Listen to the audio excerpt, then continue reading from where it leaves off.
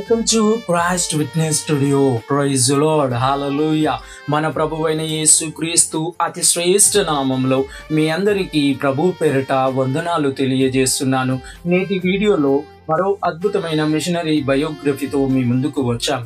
Dear friends, బైబిల్లో మనం చూస్తే అబ్రహాము ఎప్పుడైతే దేవుని పిలుపును అందుకున్నాడో అప్పుడు అతను తన దేశమును, తన బంధువులను, తన తండ్రి ఇంటి వారిని అందరినీ, తనకున్న సమస్తమును వదిలి దేవుడు చూపించిన దేశమునకు వెళ్ళాడు. దేవుని మాటకు, దేవుని పిలుపుకు లోబడిన అబ్రహామును దేవుడు అనేక జనములకు తండ్రిగా చేశాడు. అలాగే అబ్రహాము గొప్పగా ఆశీర్వదించబడ్డాడు.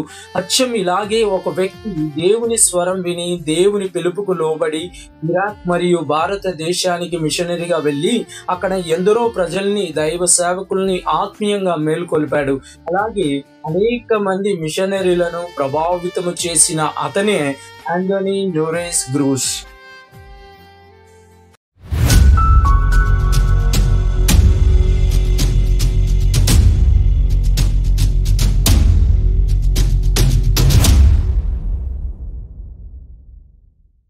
ఆంటోనీ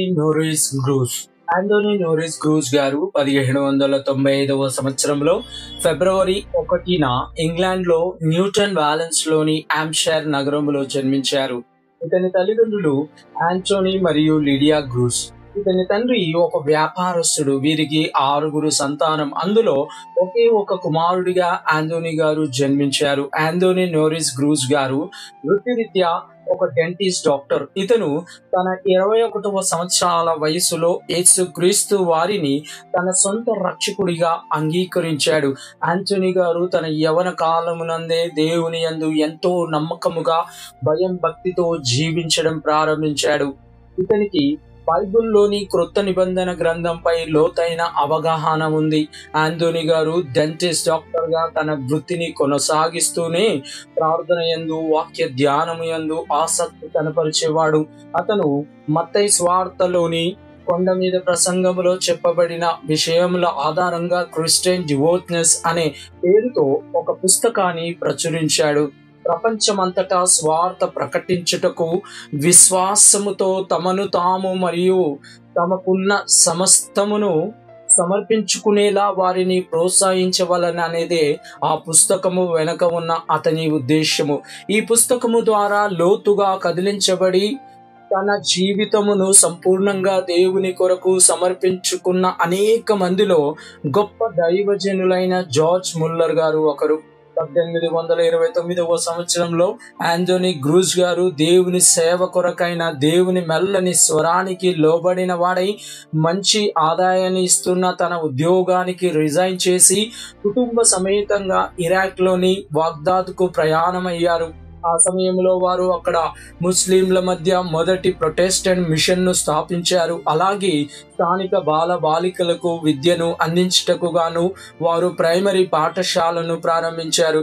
వారు బాగ్దాద్ చేరుకున్న 1 సంవత్సరంలో అక్కడ అంతర్యుద్ధం నెలకొనగా ఆ సమయంలో అతను తన భార్యను మరియు తనకు కొత్తగా జన్మించిన కుమార్తెను కోల్పోయాడు. అంతర్యుద్ధం వలన ఎంతో నష్టం కలిగినప్పటికీ ఆంటోనీ గ్రూస్ గారు వెనుతిరగకుండా మరికొందరితో కలిసి స్వార్థ సేవలో ముందుకు కొనసాగారు. తర్వాత 1833వ సంవత్సరంలో భారతదేశానికి వచ్చిన అతను ఇక్కడ కోలకత్తాలోని కొన్ని ప్రాంతములో ఇక్కడి మిషనరీ అయిన అలెగ్జాండర్ డఫ్ తో కలిసి పనిచేశాడు. తర్వాత ఆంటోనీ గ్రూస్ గారు మద్రాస్ లో ఒక మిషనరీ బృందాన్ని ఏర్పరిచి తమిళనాడు మరియు గోదావరి నది ప్రాంతంలోని అనేక ప్రదేశాలను మిషనరీ పని చేత నింపారు. మిషనరీ సేవ కార్యక్రమాలు ప్రారంభించటంలో అతను ఎంతో ప్రభావము చూపిన కారణంగా ఆంటోనీ గ్రూస్ గారిని ఫాదర్ ఆఫ్ ఫెయిత్ మిషన్స్ అని పిలుస్తారు. పాశ్చాత్య క్రైస్తవ సంఘ పద్ధతులను విడిచి యేసుక్రీస్తు మరియు ఆయన అపోస్తుల యొక్క బోధను మరియు అడుగు జాడలను మాత్రమే అనుసరించవలెనని యవనస్తులైన క్రైస్తవులను ప్రోత్సహించాడు ఆంటోనీ గ్రూస్ గారు. అంతేకాకుండా క్రైస్తవ సంఘములో స్థానికంగా నాయకత్వం అభివృద్ధి చెందవలెనని సూచించిన అతను స్థానిక విశ్వాసులు ఒకరికొకరు సహాయం అందించుకొనుచు తమ సొంత ఆత్మీయ తలాంతులను మరియు పరిచర్యను అభివృద్ధి చేసుకొనవలెనని ప్రోత్సహించారు. అతని ఆలోచనలు మరియు సూచనలు విశ్వాస సూత్రాల ఆధారంగా సేవ నిమిత్తము పనిచేసే ఒక క్రొత్త తరం ఉద్భవించుటకు ప్రేరేపించాయి.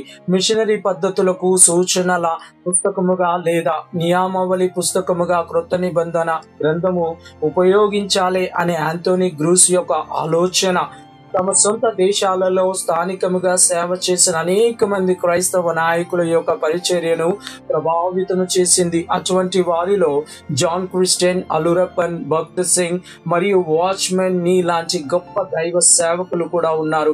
ఈ విధంగా ఎంతో గొప్ప సేవ చేసి ఎందరో సేవకులకు మార్గదర్శకులుగా నడుస్తూ అలు పెరగకుండా దేవుని సేవలో కొనసాగుతూ చివరికి ఆంటోనీ నోరిస్ గ్రూస్ గారు 1853 మే 20న దేవుని యొద్దకు కొనిపోబడ్డారు.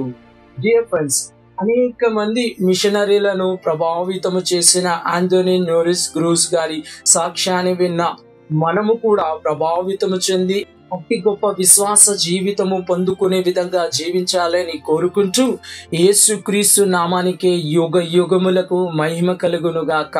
ఆమేన్.